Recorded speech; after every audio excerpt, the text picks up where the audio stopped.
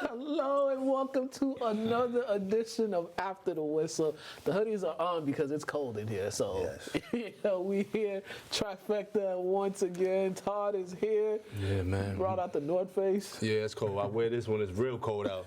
It wasn't that cold out, but it's cold in here, so I had to make sure I was prepared. Definitely cold. Yeah, Stevie is back with us. What's up, y'all? You know, done with the reffing and stuff. Yeah, a little bit. A little bit. Actually, I got a tournament this weekend. You ref? Yeah, I ref. More power to you, man. Yeah. I couldn't ref. I turned that into the mouse in the palace. Nah, man. Nah. Parents don't.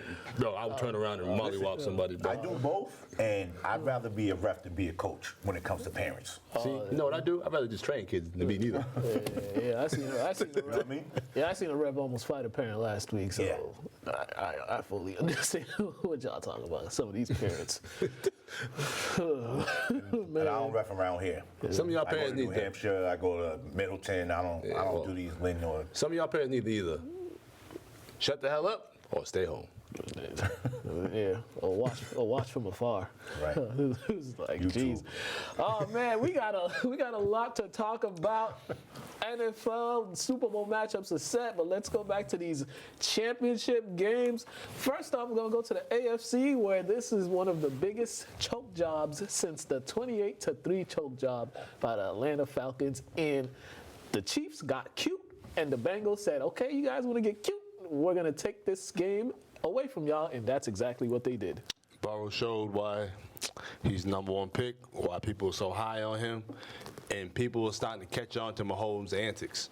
That backyard football stuff only works in the regular season. And it's like, how do you get sacked 2 third downs in a row when you can't, continue drives? And he hasn't been known for that. So I think they're starting to catch on to his antics personally. I mean, the Chiefs, and they outscored them and outstatted them in every statistic, honestly, except for turnovers and time of possession. Other than that, the Chiefs rocked the Bengals. They should have won that game. They were in control of the game. Then once again, they got cute. They got cute against Buffalo the previous week when they wanted to do a option with Travis Kelce as quarterback. Then this one, right before the half, there's 5 seconds left.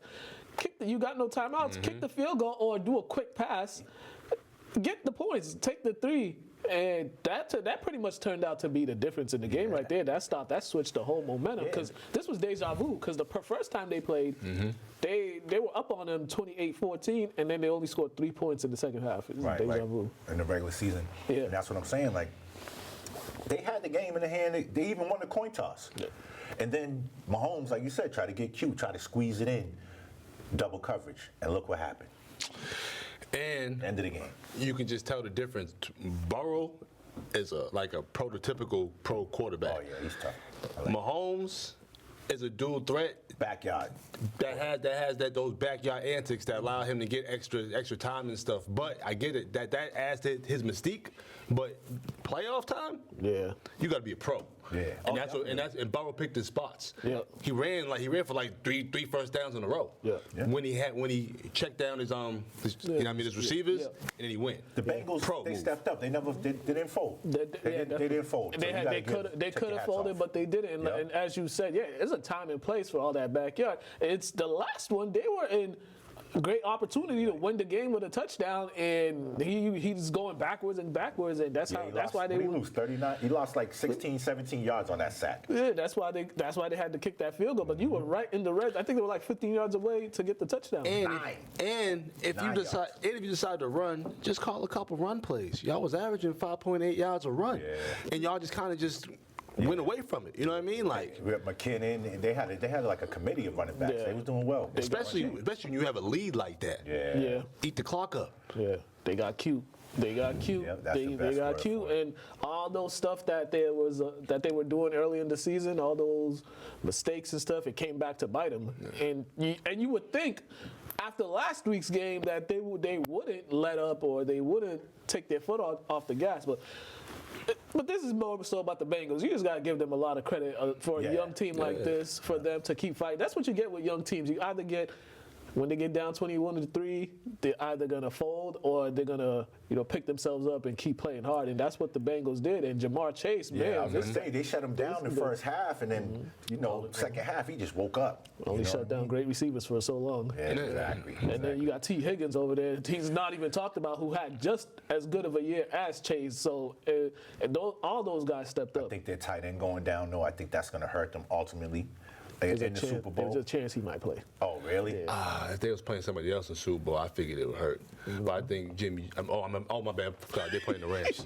You're right. Yeah, you're right. Let's go. Let's get right into that. you're right. The NFC. Great transition. Yeah, Great you're right. transition. NFC Championship game. The Rams and the 49ers. The Rams snapped the 6-game losing streak to San Francisco. But before you guys go, I just want to say both of these head coaches were trying to lose this game because it seems like in the fourth, that's 2 weeks in a row, especially Sean McVay in the fourth quarter, the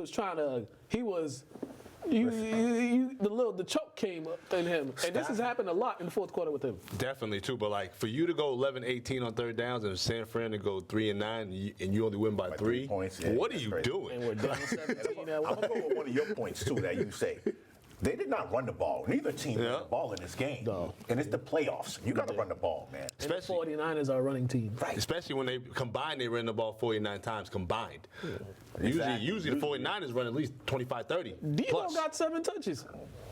And that's why he was heartbroken after the game Yeah. because he knew like he wasn't able to put his best foot forward out there. I saw a stat that said somewhere he touched the ball. The last time he touched the ball was like 12 minutes left in the fourth quarter, and he never touched the ball again, either running or receiving. But And you That's know- just a coaching. damn That's shame. coaching. But you know what the Rams did though? The Rams made you make Jimmy beat us or try to beat us because like Jimmy was making some plays, but you just know he wasn't gonna make enough. Right. You knew that it was coming. It was inevitable that the turnover was coming. For you to be able to get away with winning games without even throwing a touchdown is a problem.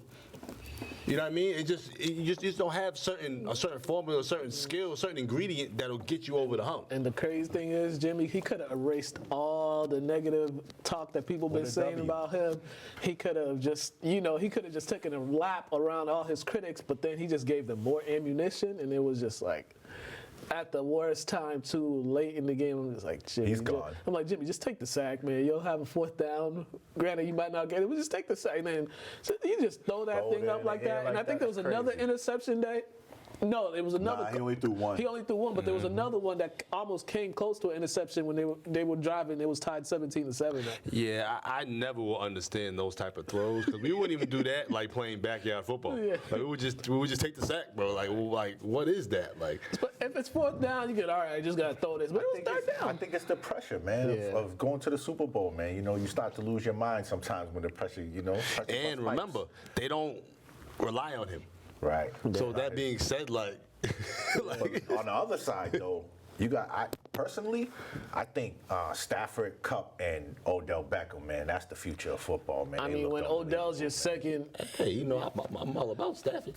when Odell's your second target, when he's your number 2 receiver, all because his previous quarterback didn't know how to get him the ball. Hey.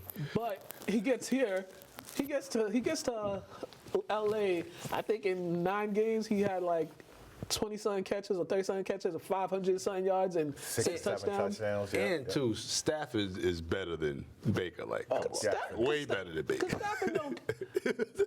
I get on Stafford a lot, but one thing You about do? him as a quarterback, Sling that he thing. don't. No, he don't care. Nah, he don't. He sling that thing. He'll throw the football.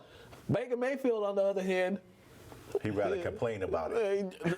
He's worried about them commercials, look, man. he want Think about his to lines and stuff. He want to do commercials, and then everybody want to.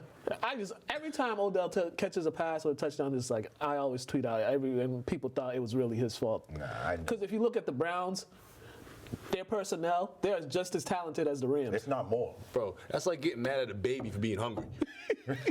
Somebody has to feed you. It's probably a parent.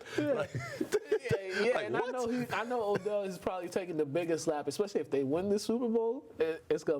He's gonna take a lap around everybody the entire all season. But 2 years in a row, home team hosting the playoff. I hope they win the Super Bowl just because I like Odell. Once he left the Giants, he stopped doing weird stuff. I ain't gonna lie, we was in New York. A lot of weird stuff going on, just because it was so much. You know what I mean? So attention on him, so he couldn't even move without looking weird. Like, you never know in LA, man. You know, give him a full year in LA. You're right. He might be more fashionable in LA, but he was doing some wild stuff in New York. So I'm just glad he got out of there. There's more attention. There's more teams and more. The Lakers are bigger. Also, name. LA, he's not the biggest star. He's a star. Right. But there's like 30 other big stars ahead of him. So there's like a list of stars. So don't forget the people that live there. Yeah. So it might be 100. Movie stars. He might be 100, bro. He might be top 105. But lastly, these two head coaches though, Sean McVay and Kyle Shanahan, they are becoming like master choke artists. Kyle Shanahan, for some reason, he can't hold leads in the fourth quarter. We saw it in the Super Bowl. We saw it this week, especially when games come down clutch. Sean McVay, he starts coaching scared in the final minutes of the game, and it's just like. I think that's part of not being out there. Not ever playing in the league. Right. Just that, like those crucial moments. Been around coaches. If you played, you understand what you need. If you've just been a coach, you kind of hesitant at times because you're not sure what pick to play. You need to feel some things sometimes. I agree with you on that. Yeah, definitely. That's a good point. Yeah, definitely. All right, and then. Man, the NFL, it's only Wednesday, and the NFL is just headlines after headlines after headlines. The first big one was Tom Brady announcing his retirement. I kind of saw it coming. I was hoping he retired because, like, if you're gonna go out, this is kind of the best way to go out. You know, you had a great MVP type season, came close to almost getting back to the NFC Championship game. Despite everything happening around the team, I was just like, man, it's time. Because so I'm glad, to see him go, and I appreciate what he did for New England, but I'm kind of hurt over his tweets. He did not mention us one time in his retirement tweet. Not one mention in New England or the fans. And this is why I wrote what I wrote in the paper. Retiring, good for him, great career. I could care less about the man retiring, just because, it's just time for him to move on. Like, he's signing a one-day. You think so? No, they're planning on doing that. Oh, it's already. They're planning on doing that. But I'm just saying, he didn't mention us at all. I mean, he did have. Now I see somebody making a helmet. I don't know if it's for him, but they made a custom helmet and it had like the pads with the Buccaneers kind of on it. With the middle had Michigan. It was kind of dope. It was kind of dope. But that's fine though. Nah, definitely. So you said guy, though. That's the GOAT. Yeah. Definitely the GOAT. But he's the only quarterback with his stature that's retired upright. Yeah. And I was gonna say too, he's the only quarterback that left a team won a Super Bowl, isn't he? Montana came close, but I think he's the only one, ain't it? Yeah. Montana, he got to a championship game with the Chiefs. Yep. He got to a championship Montana guy too. So like, Brett Favre. I mean, whenever like older quarterbacks retire, I always just think of Brett Favre and how he was like face down on that, looked like someone shot him. But that was my guy. This was one of the greatest. I mean, we'll never see another quarterback do what he did at all. Not even come close. Nah, he got all the records. All the records, 36 Super Bowls in the NFL history, or something like that. And he has 10 of them. He's been to 10. Third. That's crazy. When you just sit back and look, he's played centuries. He's played in 10 Super Bowls. In 3 centuries, in 3 different centuries. That's ridiculous, bro. And the thing about his Super Bowls, excuse me, I got you, bro. And the thing about his Super Bowls is like the cast of characters he's done it with. It's not. I think there was that one year where he had. I mean, the Tampa Bay years too. He had all those star receivers and stuff. But there was only one year with the Pats where he had like star firepower receivers all the time. They didn't win it, but if you look at all the other casts, it was always like a collective team effort.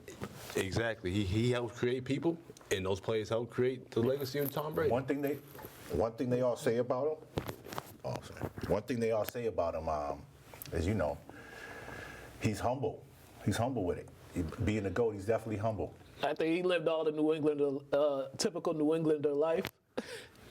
Up here for so long, moved down to Florida, do your thing, then retire. Basically, regular retiree. Is that the right word?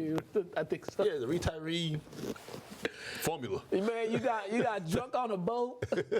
you threw the trophy. You threw the trophy in the water. You did everything that a person goes down to Florida to enjoy the rest of his life does. You did it in 1 year. Now you can, whatever you got next, whatever he has planned next, it'll be entertaining. But only I'm gonna tell him, stay in the gym, bro. Stay fit. Don't grow old, because them aches is gonna hit you randomly, especially him. Like, yeah, I'm sure he probably will if his kids start getting into the athletics and stuff. So that's one way. I mean, he got a son, you got a daughter. I know that's one way to keep active. I just know once you stop, it's like an old car, man. Got to keep it oiled. Well, congratulations to Brady on his retirement, and then the bombshell Brian Flores suing the NFL and Bill Belichick. Yeah, that's crazy. That's hilarious. How does he do that to him, bro? No, he said that he was congratulating. He got two Brians, so he didn't know which Brian he was. He was texting. There's Brian Daboll, the one that got the job, and there's Brian Flores. Congratulations, the Giants. You're the Giants man, and then he texts him back and says, "Oh, I'm sorry, it's the other guy." I don't know if Belichick has their last names right, or he got both Brians in his phone, but that's the most old man thing. I could see Belichick having just two Brians next to each other. I could just see that. Brian, that's something I would do. But first, let's go to these two sound bites. He was on Get Up this morning. I think it was this morning with his lawyers talking about it. Check these sound bites out. So there's an opportunity here. There really is. I said it this morning. We're at a fork in the road here.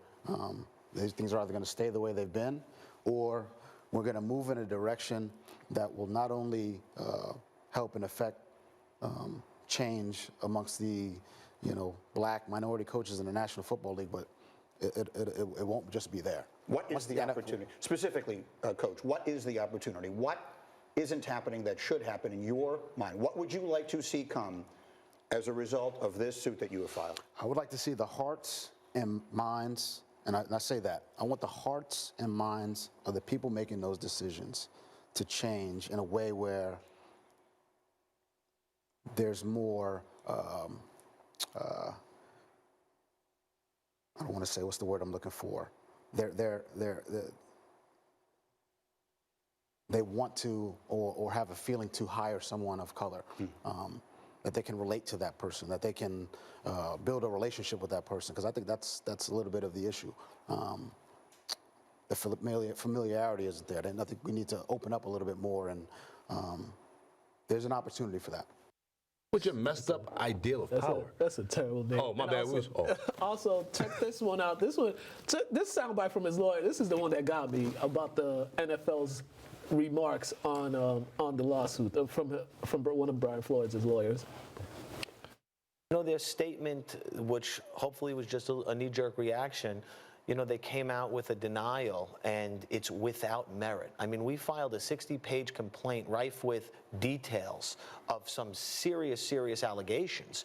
I mean, they've investigated deflated footballs longer than they even took to do a response here. I mean, when you put that in perspective, that we're talking about how black candidates and minority candidates are hired and fired and discriminated against, and they within 30 minutes to an hour put out a statement saying it is without merit. I mean, the fact that they were able to do that, it's a real indication and an indictment of what's been going on and what we know through the numbers and just all of our experience.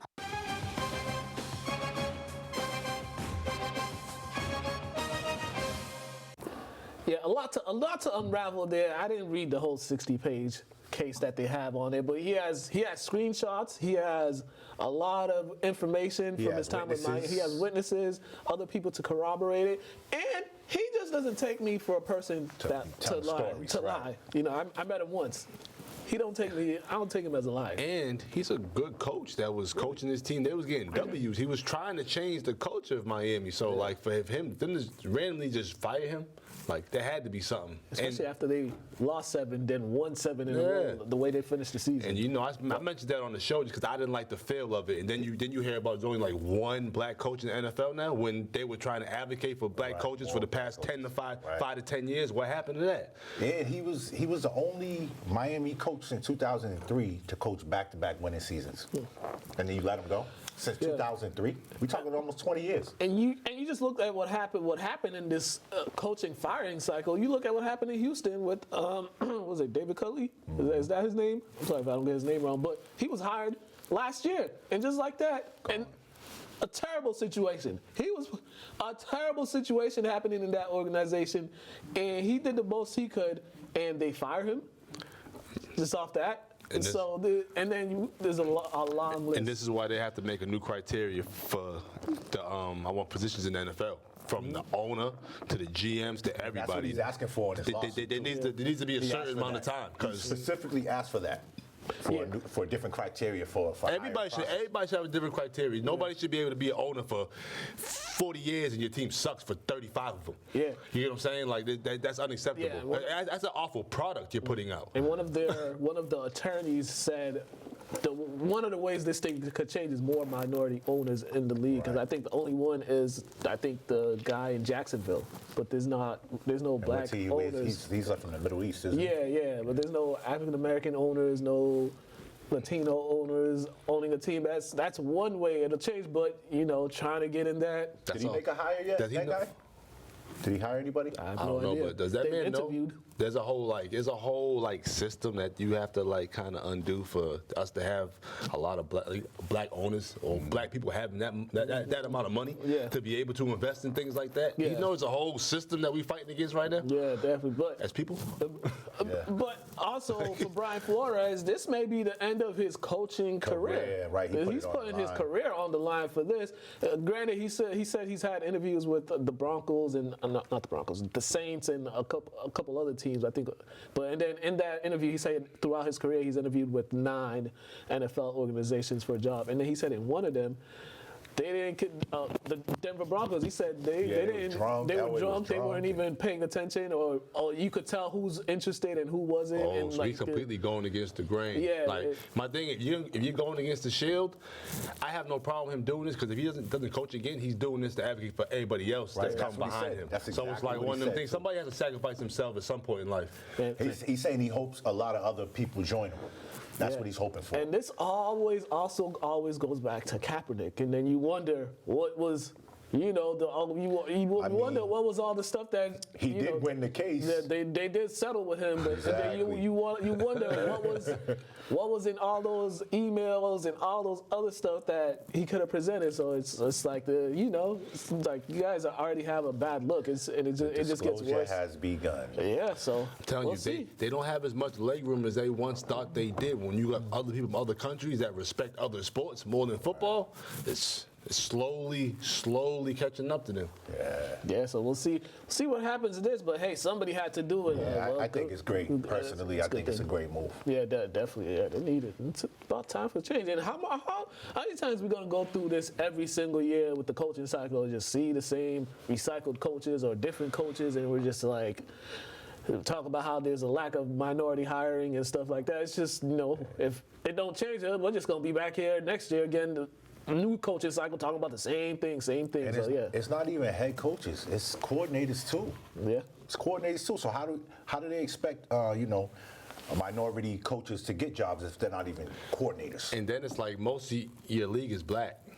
The players. Most of your quarterbacks ain't, but most of your players are. Yeah. So let's be real. Oh, definitely. There needs to be more color within the whole organization. Yeah, definitely. Definitely. All right, let's go to Craig. Craig. I can't even talk. We'll go to Craig, and then we're going to come back. We got some basketball news to talk about and some college basketball. So we'll go to Craig, and then we're going to come back.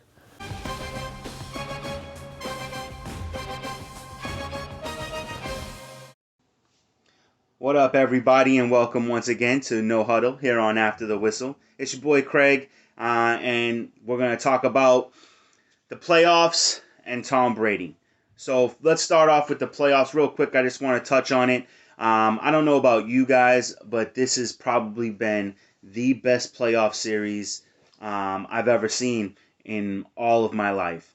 Every game has been a nail-biter. Every game has been super competitive. Unfortunately for us Patriots fans, I think we had the least competitive playoff game out of all the playoff games that unfolded. But with that being said, rookie quarterback, completely new team put together this year. I think making the playoffs was good enough. But outside of that, every single game was competitive. Every single game was awesome. Every single game had twists and turns the entire time. You never knew what was going to happen at the end. It was just incredible to watch, and I loved every second of it, and I hope the Super Bowl is just as exciting. Cincinnati, the Rams. I'm going to go with Cincinnati. I feel like Cincinnati has just been upsetting everybody, and I think they're going to lay one last upset on the Rams. That Rams defense is tough, and Aaron Donald coming down his throat all game long is going to be very difficult for him, but I think Joe Burrow is going to pull it off. So you heard it here first. Cincinnati for the win. Now let's just take the rest of the time talk about Tom Brady. He has officially retired. He's going to sign a one-day contract with the New England Patriots and retire a Patriot as he should. I would be super upset and extremely disappointed if he did not do that, but I don't think anybody thought anything less. Tom Brady finishes his career as the most prolific and most accomplished quarterback and most accomplished player in the history of the NFL. He leads everybody in almost every single category. Most passing yards, most passing touchdowns, completion rate, Super Bowl wins, Super Bowl appearances, championships, you name it, he owns it, and I find it hard to believe anybody is going to break any of his records. Came into the league 22 years ago as a third-string backup, earned his way to the backup, and then got his job, got the call after Dan Marino went down with a season-ending injury, and took us all the way to the Super Bowl, and has been unstoppable since. Tom Brady is the only quarterback in history to never have a losing season. And that, to me, is just big on its own. To never have a losing season. Some of the best quarterbacks in the NFL have had losing seasons, and Tom Brady has not. Tom Brady has won Super Bowls in all 3 decades in which he's played. He has more collective wins than some of the best quarterbacks in the NFL right now. And I don't know, what more can you say about the guy? One of the best work ethics, probably one of the best athletes not just in the NFL, but just in sports in general. Best quarterback coach combination that the NFL has ever seen. I mean, every single thing you could talk about. The only thing Tom Brady is not the best at is running the ball. I always remember the one play where he juked on Brian Urlacher, and I feel like Urlacher is gonna hold on to that embarrassment or shame, whatever you want to call it, for the rest of his life. Tom Brady gets to hold on to that victory. Something I've seen on social media is that he threw his last touchdown pass on Jalen Ramsey, which to me is funny, just because Jalen Ramsey just, he claims to be the best and whatever, but, last touchdown pass was thrown on him, so that's funny. But I look forward to seeing the jersey being retired. No one will ever wear number 12 as a New England Patriot ever again. I know that for certain. And we will always be thankful for everything Tom Brady brought us, from championships to just seasons upon seasons of just not only wins, but effort and attitude. So it was great to watch. We salute Tom Brady, and back to After the Whistle. See you next week.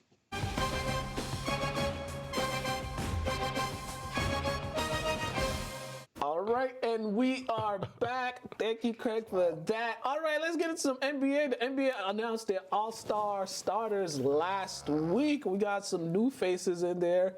There's been like a campaign to get Ja Morant in the All-Star game since last year.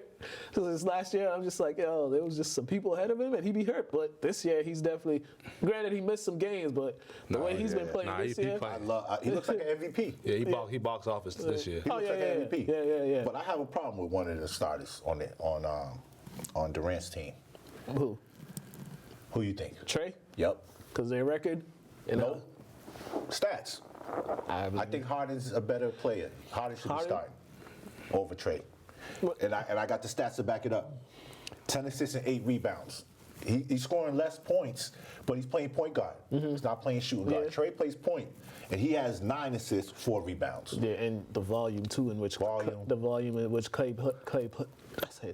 plays with, and just be like, I can get that. Harden should definitely be a starter. Do the coaches just pick the starters, or is it a combination? No, it's fans. The fans. Then why are we having this, bro? Yeah. I get it, but the Trae is like my size, like, bro. Yeah. People love shorter guys being able to do things. They feel like they're one with them. You know what I mean? I Compared just said to I have a problem with it. Oh, and I feel We're you, talking though. about James Harden, bro. yeah, but we're talking about the goof people that watch these sports, bro. fan voting is They're not, more goofies than actual That's true. real athletes that watch these And things. they You know got what I these mean? people from the other countries that get to vote. Yeah, the fan voting is Yeah, not you know what always I the mean? brightest. Yeah. The brightest of the bright. Bro, What? remember they had Vince Carter one year. He didn't play one game. Yeah, they was trying to get. He was starting. I remember They that. was I voting for remember that. Kyrie as a starter. And he's Like- like a halfway. He's on a part-time. He's a part-time right now. Yeah, so like I get it, like they like certain guys, but those guys shouldn't even be on the list. You shouldn't even give them the option. So they ruin. You know what I mean? It's just take them off. So One guy I'm happy to see on this list is Andrew Wiggins, because I used to like have this conversation and just be on the fence like, is Andrew Wiggins a bust or not?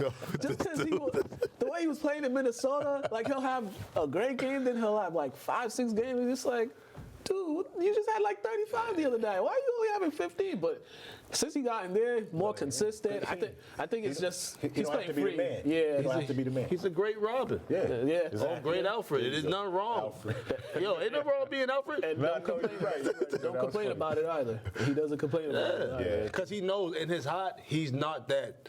He's a dog, but he's not gonna like take your food from you. You know what I mean? He's not one of those. Like he'll eat with you. Like you know what I mean? Which is not a problem. Steph's gonna take that food from you. Yeah, but Yep. but Clay yeah, he gonna take that the way from him. the way Wiggins has been playing this year, I really enjoy them. Yeah, and I then Embiid, woo, Oh man, he's like MVP. he is the MVP.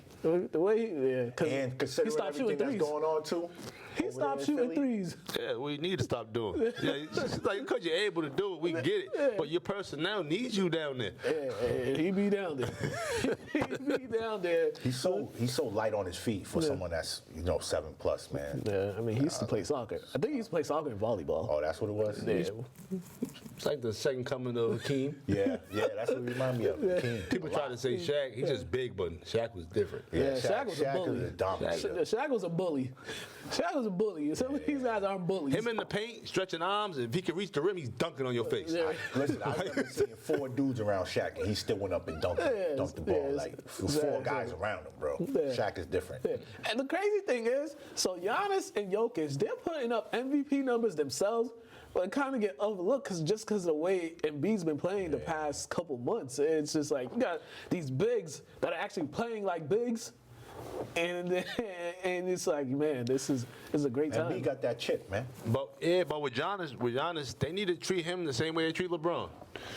He does the same thing, been doing the same stuff. He shouldn't even really be in the top MVP because it's kind of like it's normal now. He tried to work on his 3. I'm just saying, but it's normal now compared to just like LeBron greatness. Still shooting in the LeBron be 20s. killing, having triple doubles and stuff, and they just act like it's normal. So It's you gonna gotta treat Giannis the same way. He ain't gonna Nuki be- on the block no more. You know It's what gonna be a while before they give him another MVP. I mean? Yeah, Giannis?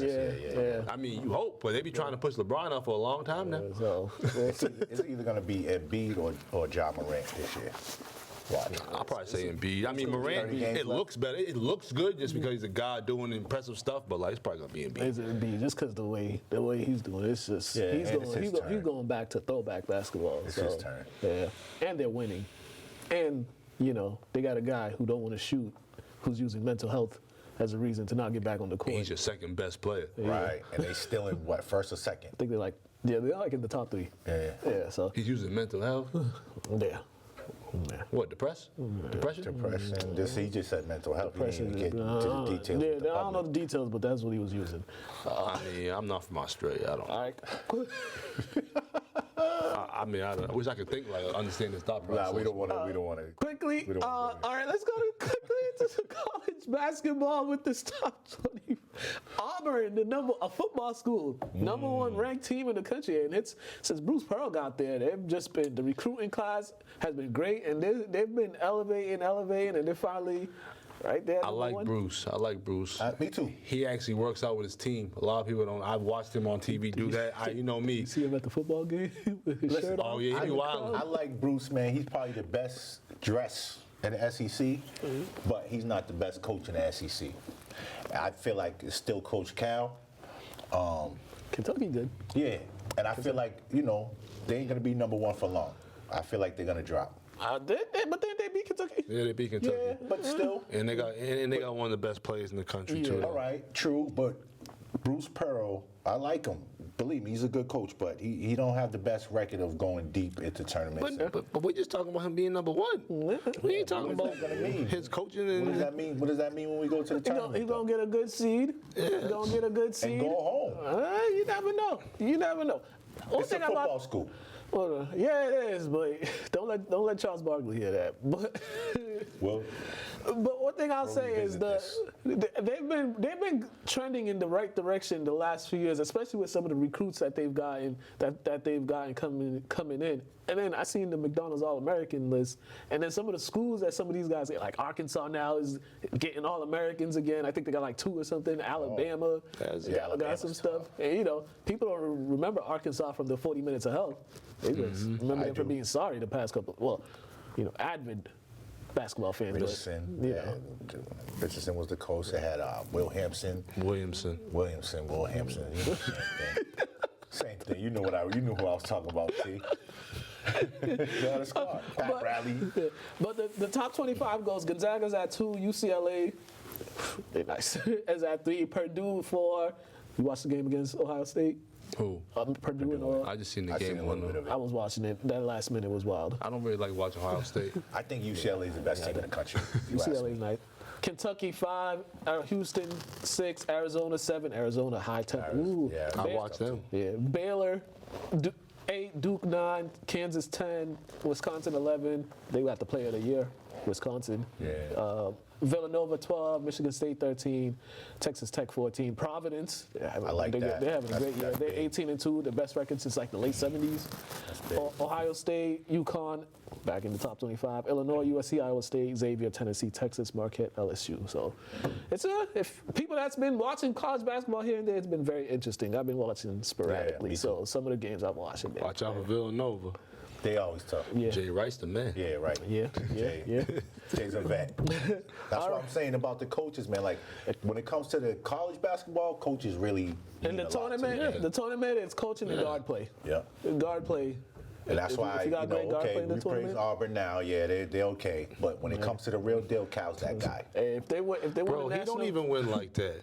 if they win the, Jay's that guy if you really want to talk about it. He ain't in the SEC, though. It don't matter. We talk about the tournament now. I like Jay. Nah, Jay cool. I'm just messing with you, though. I like if Cal. Auburn wins it all, Auburn wins it all, we're gonna be blowing his phone up. They're not going to win it all, though. And he might go missing like when he picked the Cowboys over the Raiders. Eat my words, bro. They're not going to win. Auburn is not going to win the national title. It's just not going to happen. Hey, don't be doing guarantees here. That's why I said watch out for Villanova, though, because they always just come out of nowhere to the Final Four. Yeah, exactly. It also depends on seeding and who you're playing, all that. But, oh, my bad. I just feel like Kentucky's Kentucky, and they put so much praise on Kentucky, but when it comes to winning, They just spanked Kansas. Beat the Yeah. brakes off them. but they got one chip in how long? Yeah. So, like, All right, let's go to Athletes Corner. This one was a good one. We got some little kids in here, Trae and JuJu. They were flag football national champions. Okay. Shout out Trae and JuJu. Congratulations to them. So check that out, and then we come back. We got high school sports.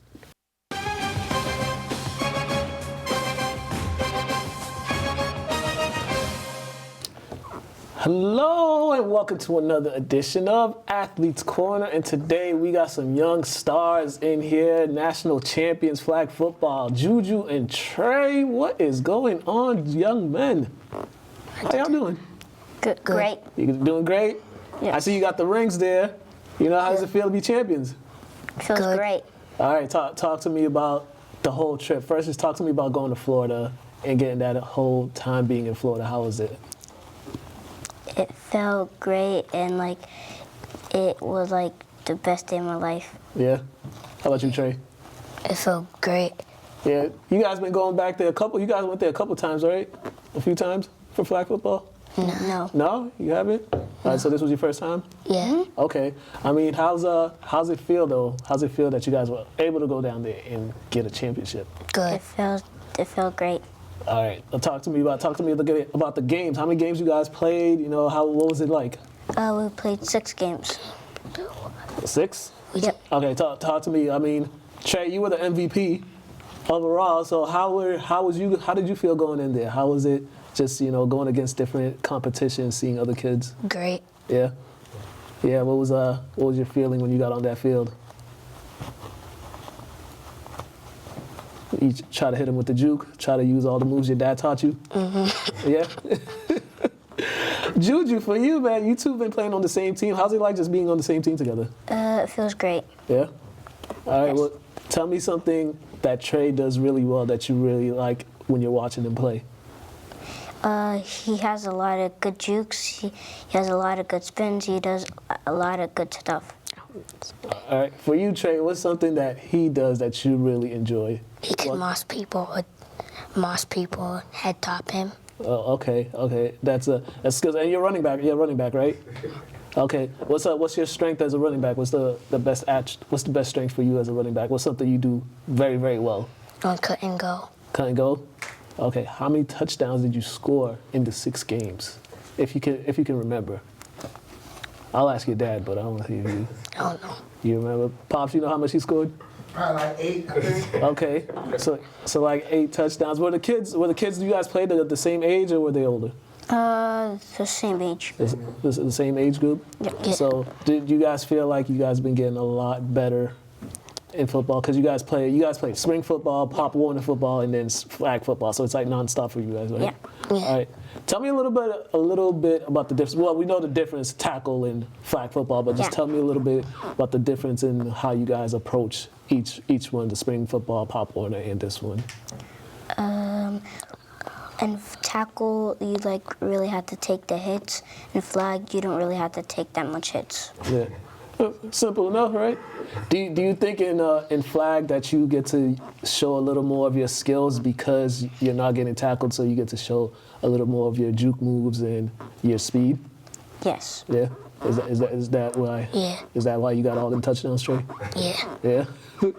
Did you have fun though? Did you guys have fun? Yeah. Yes. Okay. And now you guys got some spring football coming up, right? Yes. Okay. Tell me a little bit about how you're preparing for that. We're getting better on flag, and then it pushes to tackle. Mm-hmm. Do you think it makes it easier for you to, when something's called for you, some of the stuff you used in flag football, you think it'll be a little bit easier for you in spring football? Yes. Yeah. Okay. Can you give me a little bit more on why that is? On why you think that is? Or is it just because you guys are fast and good? Catching the ball, running the routes. Catching the ball, running routes, Staying in shape, training. getting tackles. Yeah. Now, do you like getting tackled? Do you guys like getting tackled? No. Do you like do you just like the flag better just because of the no tackling? I like getting hit. I like getting hit. You like getting hit? Oh. Yeah. And plus, if you get hit and you once you like the next year, it's gonna feel even easier. Mm-hmm. All right. And also, you guys were the city champions in Pop Warner, correct? You guys beat Eastland. I know, Trae, you had a big run in that game because I was there. I was watching. I mean, how did it feel for you guys just to come out and be on top of and be the kings of the city in that one? It felt great. Yeah. Yeah. Did you wear that pride for the whole week when you saw that some of the other Eastland kids around? Did you let them know that they caught that L against you guys? Yeah. Yes. All right. All right, man. I need you guys to just show the camera the rings again too. Them things are shining. This one right here. This camera right here. Yeah. Yeah, man, that's some shot. We got some champions in here, man. Well, you guys are doing great stuff. Like you guys really enjoy playing football. You guys really enjoy playing football, huh? Yeah. All right. What's something about football that you guys have learned that helps you when you're not having a good day or when you're not feeling well? What's something in football that's helped you guys? Get angry. It helps you control your anger? Yeah. Yeah. How about you, Trae? The same thing as his. The same thing? So basically, football has helped you guys control your emotions. Yes. All right. You're still working on that? All right, but congratulations, though. You guys, that's really good that you guys I want to know, what they like more, flag or tackle? Which one's better? I think they said, I think one of them said tackle. Oh, yeah? Yeah. Yeah. JuJu said tackle. I don't know. Trae's up in the fence, though. Trae, is it tackle or flag for you? Both. Both? As long as it's football? Yeah. Okay. Well, there you have it, though. Well, I'll be seeing you guys in the spring. I hope you guys carry this and get national champions in spring, too. I mean, you guys are national champions. You should be excited. Not many kids your age are national champions. They don't even realize. Yeah. But you guys are doing good stuff. Just keep listening to your dad and your mom. All right? One more time. Show the people them rings. Yeah, that's your camera right there. You gotta show them rings. Trae got 2. He got 1 and he got an MVP ring. Yes, sir. Fellas, appreciate you guys taking your time to come out here. Your dads don't got y'all training today? Yes, we have practice right after this. Yeah, practice right after. Oh man, they got practice right after this. Yeah, keep doing good work. I like seeing you young fellas out there doing work. National champions. Trae don't know, me and his dad go way back, so But once again, thank you for coming on and thank you for talking to me. You, bro. Yes, sir. You guys got anything to say to the people? If you do, you guys to that camera right there. Nothing. Nothing. Trae, you got anything? Nope. No. Oh man. Step back in a couple of years, man. Don't worry. We love the kids out here. National champions, MVP, Trae and JuJu. They're the future stars of football in the city. We're gonna be seeing them on the big stages one day. So continue the great work. I appreciate you guys for coming on and talking with me. And Trae, you just looking at the wrong direction. Your camera's right there, man. you got to make sure they see your face, man. All right, you guys are watching Athletes Corner. Have a great day.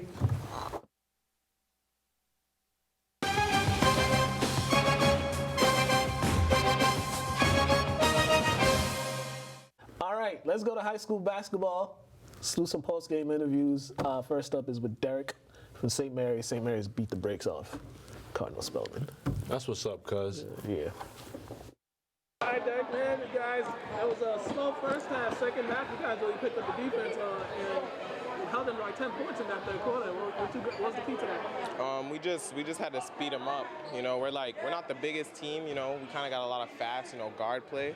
So we like to speed teams up. And once we got up full court on them, it takes us a while to kind of heat up. Once we heated up in the second half and we started playing fast with them, they couldn't play with us up and down the court. Definitely. And how would you guys describe the way you guys are playing coming down to the home stretch of the season? Do you like the way you guys are going so far? We're playing well, I feel like we've just been shooting so good the whole year, and I feel like the only thing we need to adjust to is when we're not shooting well. That's the only problem. When we don't shoot well, we need to find a way to start attacking the hoop because we rely on the 3-ball a lot.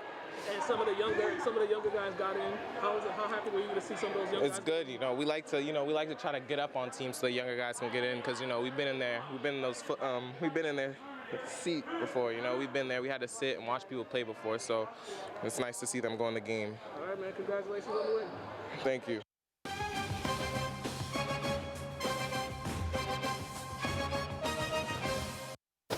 All right, next up, we got David Brown.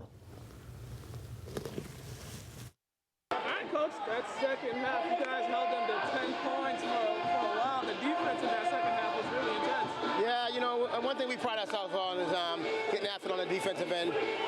We didn't have a great first half, but we did offensively. But we did, buckle down on defense in the second half, and we were able to get out some easy baskets, get guys going a little bit. Yeah, it was a collective effort. Definitely on the offensive end, a lot of guys got going. Even some of your young guys, they got back out of the game. I said, how much enthusiasm does that bring to those senior guys to see those younger guys get in? Yeah, it's great to get young guys get an opportunity to play in a varsity game. We got up by a few points, so those guys got an opportunity to get in and knock some shots down.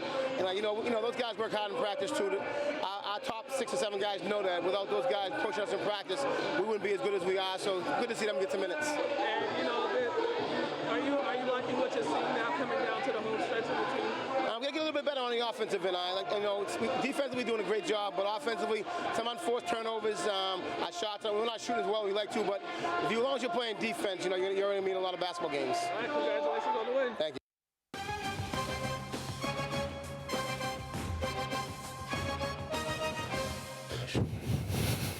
I feel you. Yeah, I don't blame you. We are back. All right, last one. Alvin. English beats Summer. I mean, the GBL is such a terrible conference. Who they play? Somerville. Who's number 1 in the GBL right now? Revere? Everett. Oh, it always smacks Somerville around. I know some Shout that out to live Dave out there. Straight up. Shout out to Dave. What's up, Dave? Dave gave me my start. Alvin, 10-2 now. Another comfortable victory for you guys. What did you like out there? I think we got off to a very slow start at the beginning of this game. I think we had a lot of defensive breakdowns. I think our guys weren't ready to play, but we were able to turn it around in that second half. Yeah, can you just explain that? Because that seems like a trend that you've been trying to get through to these guys, and it seems like they just keep on doing it, especially given the competition. Yeah, I mean, I tell our guys all the time, you can't choose when you want to play. You have to be ready to play for any game, against any opponent, and you have to respect all opponents. And I think tonight, we didn't come out ourselves. I was able to let them know that at halftime. In the third quarter, we were able to turn up defensively and be more of ourselves. You got a tough one coming in here. You got Everett coming in here again soon. What do these guys need to do to get ready for that? We need to come ready to play. I think we can't come out here, on Thursday that we came out today. Everett's a really good team, and we're playing, top of our GBL conference on Thursday. We have to be ready to play. Congratulations on the win. Thank you.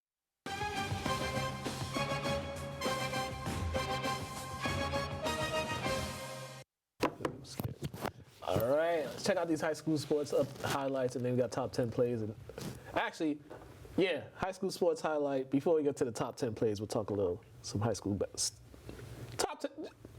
Yeah, you know what I'm talking about. I can't talk right now.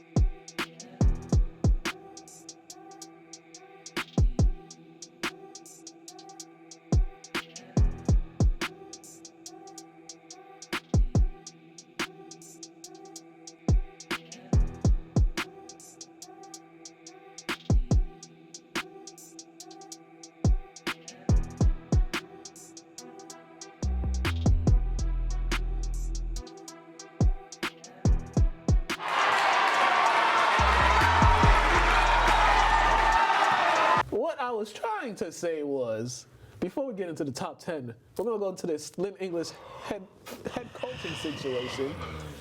Talking to Stevie before the show. So, there's a job posting for the coaching position at Lynn English.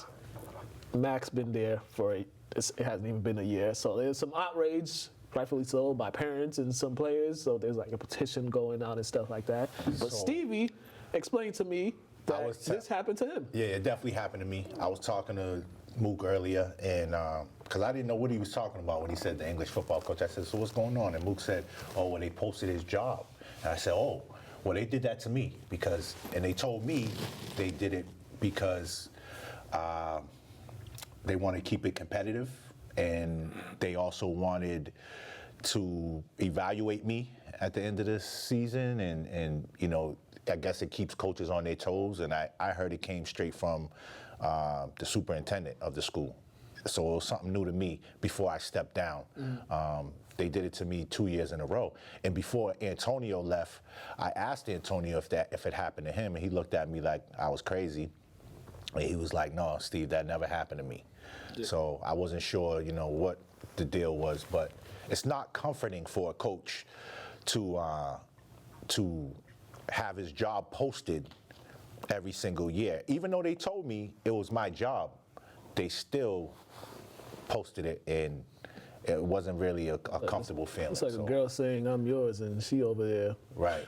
Talking to somebody else. And she over there exploring her options. And it's just, it makes no sense, because if we're going to evaluate somebody, let's do it right. Don't post a job. Have a meeting, do the evaluation. All right, this is how you guys started the season. This is how you guys finished it.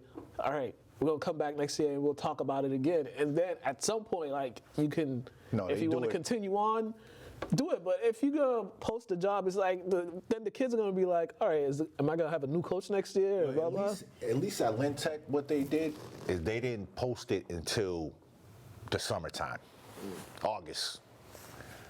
You know what I'm saying? With Mac, I feel for you, brother. I've been there.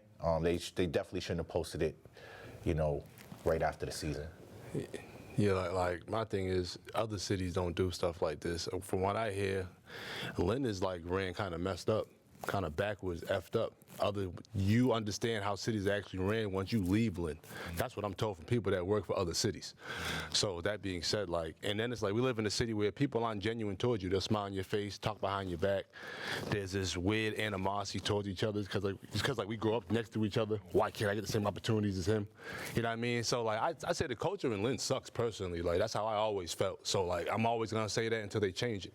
Yeah, me thinking, looking at this, I'm just like, it's more so for the athletes and stuff, because especially for the younger athletes, how they gonna feel if they don't know if their coach is gonna be back next year? See, the problem with all this is these adults don't ever think about the kids, only think about themselves. And Todd and I, like you said in an earlier episode, we both went to prep school, so we was able to see how that even works, you know, with the coaches and stuff like that.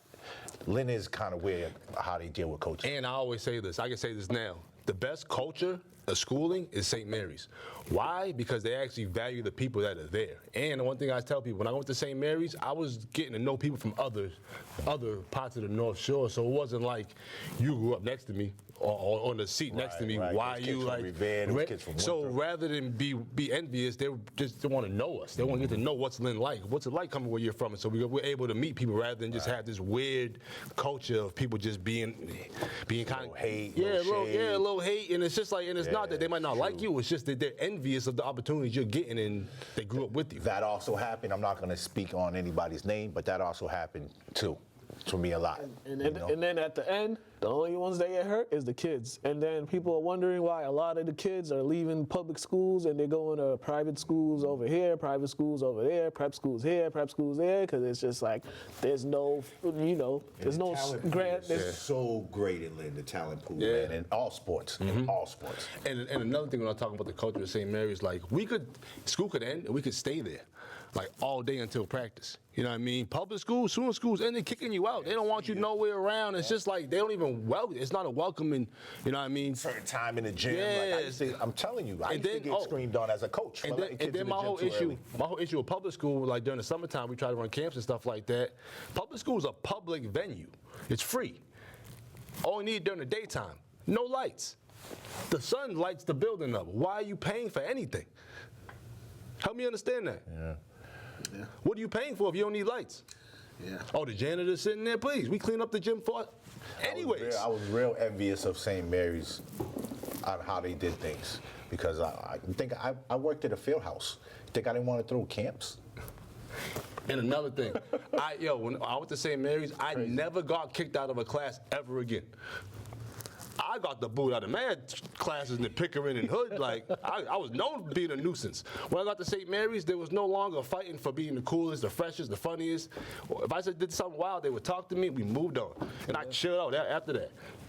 A lot of politics. Yeah, a lot of politics. So we'll see how this coaching evaluation thing goes. But yeah, I just feel bad for the kids, especially for the younger kids that are uncertain who, especially the coach too, they're uncertain who's going to be their coach next year. Not only Mac, but also his assistant coaches. Yeah. Because when you get rid of the head coach, most likely your assistants are going somewhere. If there's a new head coach hire, there's a whole new regime comes. So yeah, it's quite the time for that. And I experienced it, and what I'm telling you is not comfortable at all. There's no comfort in it. All right, let's go. All right, top 10. Let's go into the top 10 plays. First, NBA top 10 plays. I've been waiting to say that for a long time. Yeah, man. I'm glad we got that out, too. I've been waiting to say that for a long time. I'm glad, because I didn't.